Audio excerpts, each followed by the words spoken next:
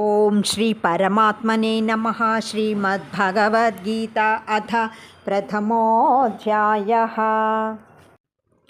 యది మామ ప్రతీకారమశస్త్రం శస్త్రపాణయః ధార్తరాష్ట్రరణే హన్యోస్తన్మే క్షేమతరం భవేత్. సంజయ ఉవాచ ఏవముక్త్వార్జునः సంఖ్యే రథోపస్థముపవిశత్ విసృజ్య శచరం చాపం శోక సంవిఘ్నమానసః. పుష్పిక.